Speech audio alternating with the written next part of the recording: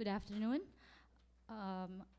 Joining us today is Dr. Alan Bollard, Executive Director of the APEC Secretariat. Dr. Bollard has an opening statement. Please, sir. Thank you. Good afternoon, everybody. I'm very pleased to try and give you a bit of an overview of what's happening around the meetings for APEC, and then I'll hand back and see if you have any questions or more specific things you'd like to hear about. APEC, as you know, is a 21 economy member organisation that's basically trying to improve living standards for people around the Pacific Rim economies from opening up, from trade, investment and other initiatives going on.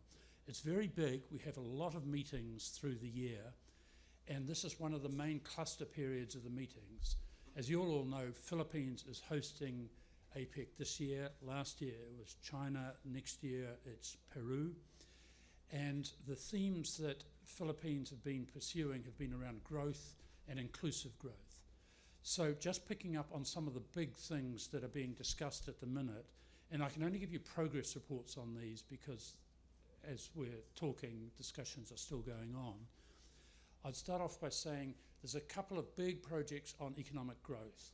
One of them is we're trying to work out an APEC strategy for strengthening quality growth around the region. Happy to talk about that if you're interested. Secondly, we're doing a study on free trade area for Asia and the Pacific. It's where the whole region might go, possibly after a TPP and regional comprehensive economic partnership set of arrangements, what could be the next big step. Then we're working away on inclusive economy, and what we're trying to do there is make sure that the benefits of growth that the region has enjoyed are actually trickling through more equally around economies and around people. That's a big theme for Philippines year, and it's got three main parts to it. The first is that we're spending a lot of time looking at small and medium enterprises. Actually, Philippines has changed the debate a little bit. We're calling them micro, small and medium enterprises. And the broad approach from APEC there is to try and allow micro and small business to access the driving forces of the international economy, and to do that by getting access to free trade areas, to appropriate regulation, to electronic commerce in terms of getting goods and services across borders, getting access to finance, getting access to common platforms that APEC does a lot of work on at the border. And this has come together in the Boracay Action Agenda. That we've just had presented to us a report from Philippines on the potential gains that are out there if you can integrate micro and small business more into the economy, and some of those gains are quite large. Secondly, services. The APEC region is very advanced on trade in goods, but it's actually not very advanced in trade in services, and that clearly is the big push for the future. So this year we've had a lot of discussion on that, and that's continuing at the meetings now, and we're trying to work out how regulation could be making it harder to trade in services, how policy should be designed for that, what are the best practices right around the APEC region for trade in services, how to encourage supply chains to develop with services, and we're getting databases on how that's working right around the region. And then thirdly and finally, the third Philippines theme has been resilient communities. And this has got a couple of different bits to it. One is how to deal with disasters. Philippines has clearly led the way, having learnt to cope with a number of natural disasters over the years. There we're talking about disaster risk financing, disaster insurance, how to ensure we can get equipment quickly into countries and across borders when there is a natural disaster, and how to share information on experiences right around the region. Then there's another push around urbanisation and building better cities. Again, I'll talk about those if anybody's particularly interested. And then thirdly, while we're generally trying to promote good trade around the region, we're actually also spending more time now concerned about bad trade, by which I mean ensuring that wildlife trade is properly regulated, trying to rid the region of illegal logging trade, focusing on anti-money laundering, corruption and terrorist financing, and generally sharing experiences on that region, on that whole area as well. I should stop at that point and invite any questions. Okay, thank you, Dr. Bollard. The floor is now open for your questions, but may I please remind everyone to avoid non-APEC related questions. Please raise your hand and wait to be acknowledged before approaching the microphone. Also introduce yourself and the media entity that you're representing. Could we please have the first question? Yes, ma'am. Hi, sir. Good afternoon. I'm Amy from the Philippine Daily Inquirer. Can you give us an idea more of what's happening right now with the FTAP discussions, and where are we expecting this to come, at least at the end of the hosting of the Philippines, so the APEC meetings, where exactly we will be? Thank you.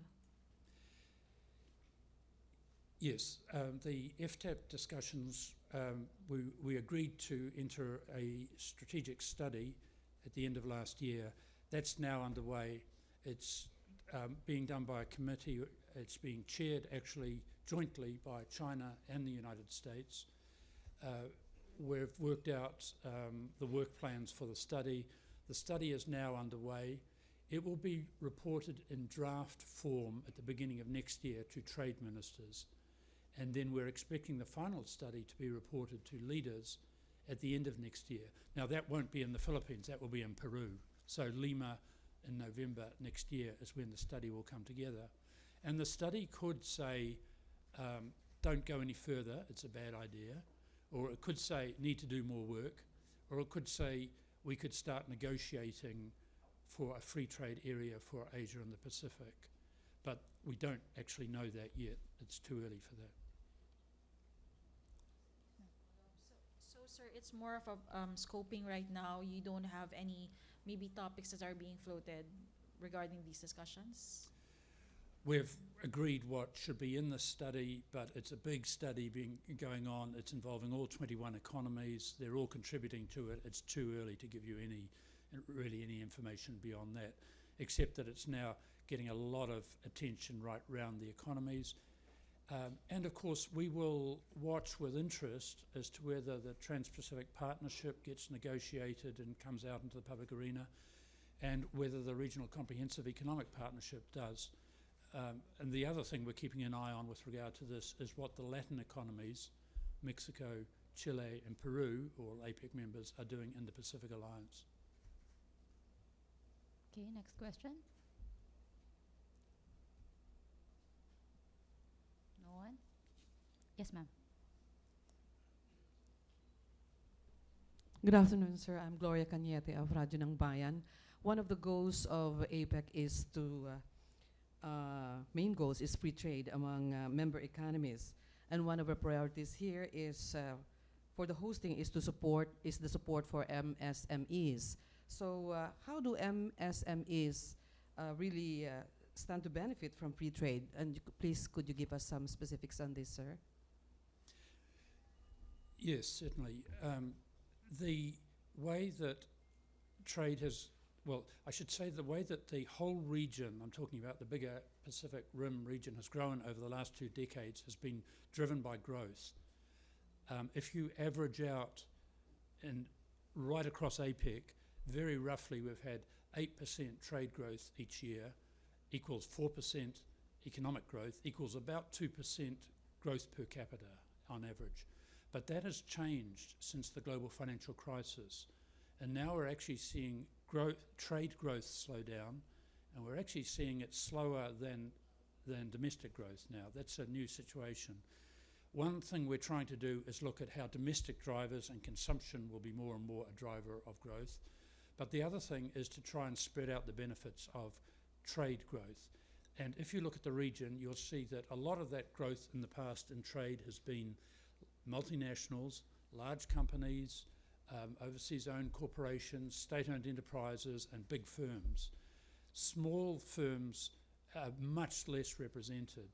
The work we've done suggests there's big benefits to at least some of those, allowing them to get access more easily to markets overseas, to export more, to avoid some of the tariff and non-tariff barriers that are currently in place, to try and design these trade agreements with small business in mind, not just big business in mind, and to make sure that a lot of the cross-border trade has benefited hugely from electronic commerce. So I'm talking about data movements, I'm talking about authorised economic operators, single customs windows, agreed arrangements around packaging, the whole business about how we get things across borders. And often that's been designed for or by larger businesses. So we're going through all of those things at the minute, trying to work out how small businesses can benefit from that. From the Philippines, that's a big deal because so much of your business is small. I mean, actually, that's true in most economies around the region as well. But here, particularly interesting because you're one of the leaders in services trade, which, as I said, has been a bit harder. And here in Cebu, to see call centres and other backroom servicing, which is existing and which is getting across borders and is doing that because it's finding ways to make telecommunications and data movements across borders work better. That sort of experience is being shared around the table.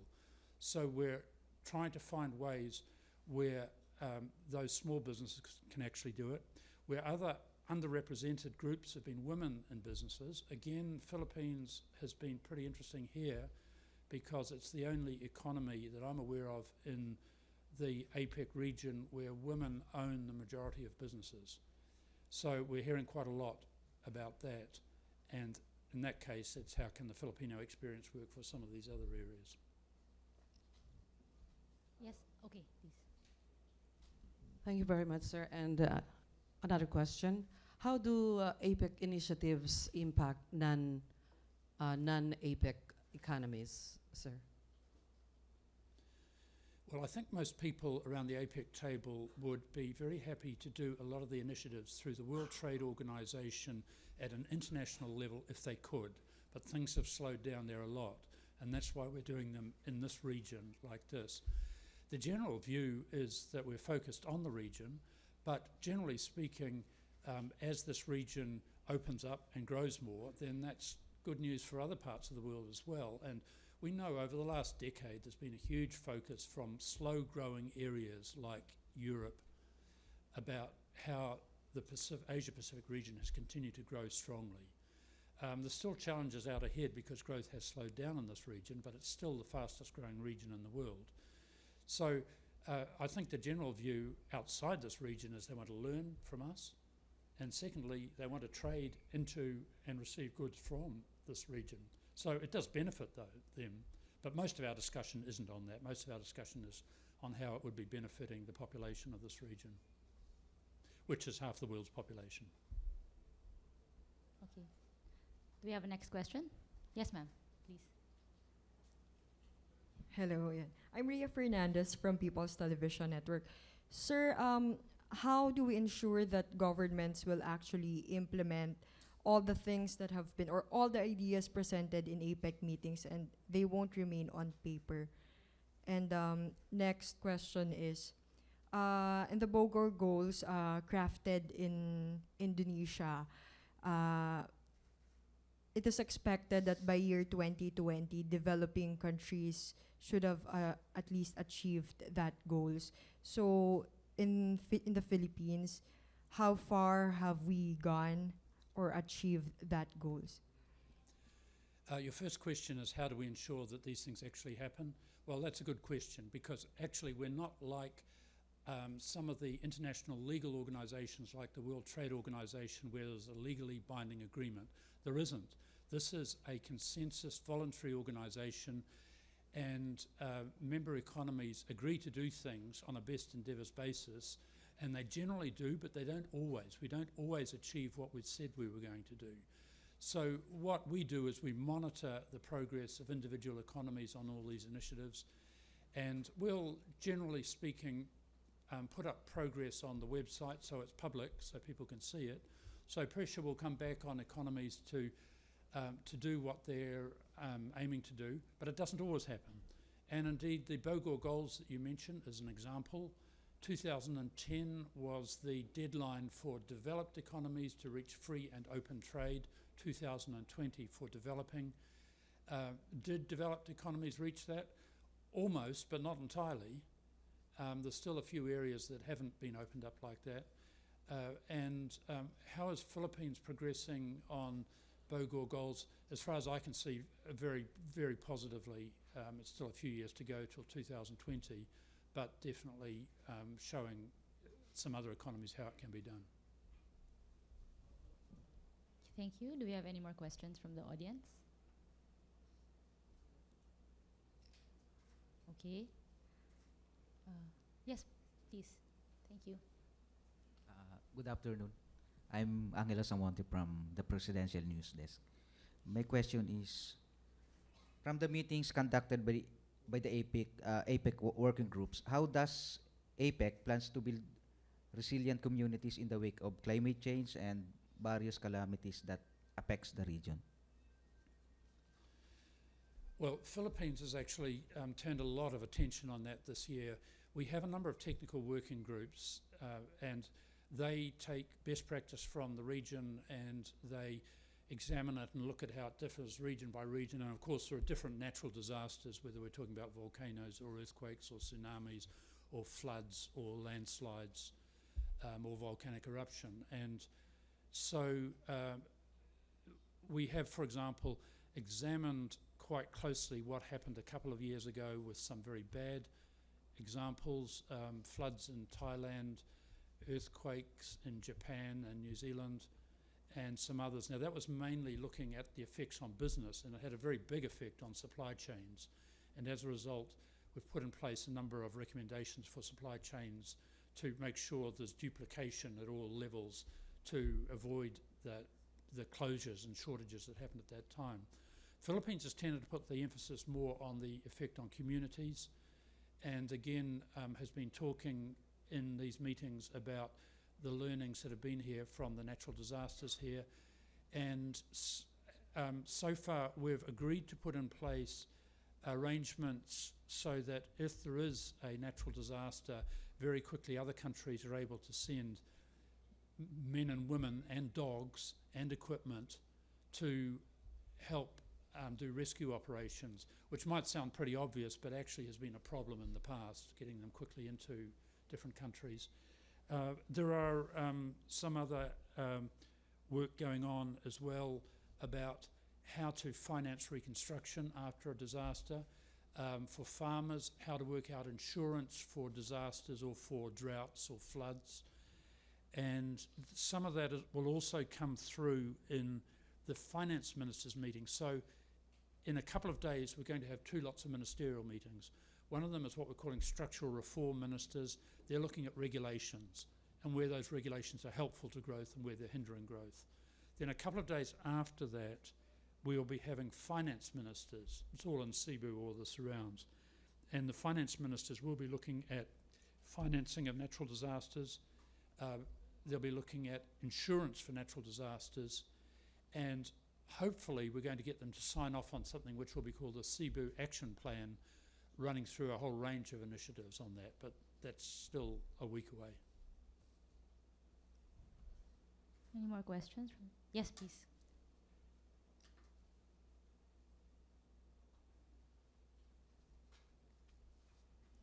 Hello, sir. Good afternoon. My question is more of a clarification. How different is this planned free trade agreement with the TPP? With TPP, did you say? Yes, yeah, okay, okay. Well, we're not exactly sure yet because we've not seen TPP and we haven't yet worked out exactly what will happen for free trade area for Asia and the Pacific. But the general feeling was that we are seeing these big regional, mega regional agreements being discussed and negotiated. And so, for example, Philippines is in the Regional Comprehensive Economic Partnership, not in the Trans-Pacific Partnership, but we've heard some discussion about that. But I think no one around the APEC table wanted to see a rich economies club going off like that and an ASEAN plus economies club going off in a different direction. So for me, the free trade area for Asia and the Pacific was an attempt to bring those together and ensure we've got this big region, which is half the world, and that we've got one set of arrangements for that. The question is how you would get there. It would be presumably better than Trans-Pacific Partnership, but that means that it could be harder to achieve as well. There'd be high standards there. There'd be a question about how you would get there, and that's what the study is going to have to do. How long will that take? Would you become a member of TPP first in order to then to get to Free Trade Area of Asia and the Pacific? Or would you become a member of RCEP, Regional Comprehensive Economic Partnership, and then become a member? So what do the stepping stones look like in all of this? I can't really give you an answer right now because we're still looking at it, but at the minute, Free Trade Area for Asia and the Pacific is potentially big and huge and very important. And when economists do a model and work out what the benefits are, the benefits from Free Trade Area for Asia and the Pacific, in theory, are huge. And the main reason is it brings together, it's the only one that would bring together the three big traders, the three mega economies, United States, China and Japan. But for economies like Philippines, it looks like there's very big positive gains as well, but those are just the numbers and economic models at the moment.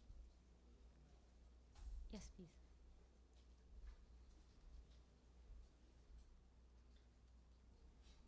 Follow-up question, sir. Would you know what's the update of Philippine membership to the TPP? Any update on Philippines' interest to join the TPP? No, I can't speak for Philippines government on that. You need to ask them. Thank you. Okay. Do we have any more questions? Yes, ma'am, please. Again, good afternoon, sir. In your opinion, sir, how relevant and how significant and important is APEC today than it was since it started 25 or 26 years ago, sir? Well, you're right. It's been going 26 years. It's changed quite a lot. And when it started, it was the end of the Cold War. It was it was one of those periods in history when things were changing. And at that stage, the big focus was on tariffs and some other border restrictions like non-tariff barriers. Today, the focus continues on that, but has moved internally to behind the border stuff like regulatory reform, ease of doing business, structural changes, what we'd call business facilitation, how easy it is to start up businesses and make them operate across borders. And then it's changed again as we saw supply chains coming in. So we're doing quite a lot of work on how these supply chains go right across borders, which again is interesting for the Philippines because supply chains are a chance for small business to move into a channel to actually trade, whereas they couldn't generally do that in the past. So there's a lot more on that. We're also looking at as what I loosely call bad trade as well as good trade. And we've been looking at some health issues. It was really SARS and MERS and avian bird flu and all of those things that started that off, but there's quite a lot of work going on there now. And there's some other areas that we're focusing on also, one of which this year is a question about how we connect up infrastructure, which again is clearly important for the Philippines, and finance infrastructure better. Finance ministers will talk about that. And another is people mobility. We have a business arm called ABAC, APEC Business Advisory Council. It's been very active in APEC. It's led this year by its chair, Doris Ho, and the Philippines group. And one of their interesting proposals is that at APEC level, we try and make it easier for people to move around the region. We currently do for business people, APEC Business Travel Card. We're starting to do that for students with scholarships and some other agreed visa arrangements. ABAC has come up with a proposal called Earn, Learn, Return, probably with apologies to Julia Roberts, but about how people, particular industry groups, might be able to get arrangements to travel in the region, do some learning, earn some money, come back. But that's still being discussed. We're not sure whether that will come out this year. So it's gone quite a lot wider than originally. Okay. Do you have any more questions? Okay, if there are no more questions, we would like to thank Dr. Bollard for taking the time to speak with us this afternoon, and everyone for your participation. This concludes the press briefing. Good day, everyone. Thank you.